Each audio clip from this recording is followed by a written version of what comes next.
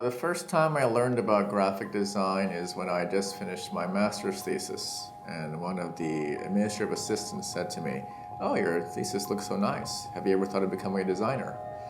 And soon afterwards, I discovered the work of Paul Rand, and my world connected. What drew me to academia is, my parents didn't go to college, and so they always told me that someday you'll be able to leave the tofu store if you go to college. I was very lucky because I grew up with a computer when the computer could do absolutely nothing. So I could make things on the computer. And as the computer got better, I had to catch up to it. Things I made sense because the computer was changing. I was growing with it. It wasn't a conscious decision. It was just a natural progression. The computer really was primitive. It couldn't do very much. And we programmed it to do things we thought made sense. Like, let's make it so we can lay out something for a printout. What if I got to do things that didn't really care about being in print form or in video form?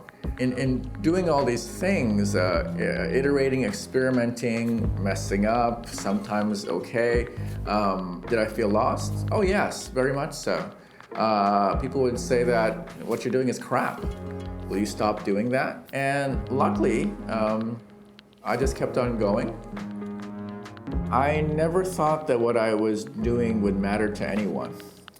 And I felt lucky that it began to have an influence. In a whole web space, I knew I had to give up.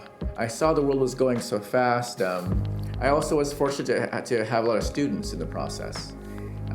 And when you see the students making work that's much better than yourself, you're like, wow, it's time to stop. But I thought, well, how do I do something else? A headhunter called me up about RISD, asking about interested to become a president. People ask me, have you stopped making things? I said, well, I have a big art installation. It's called Rhode Island School of Design. So I got a big place, but this is really hard. And I like how hard it is. To the point of, it's so hard that I'm learning so much. People ask me, how are you doing? I said, I'm learning. And they say, oh, it's not that bad. I said, well, I'd love to learn.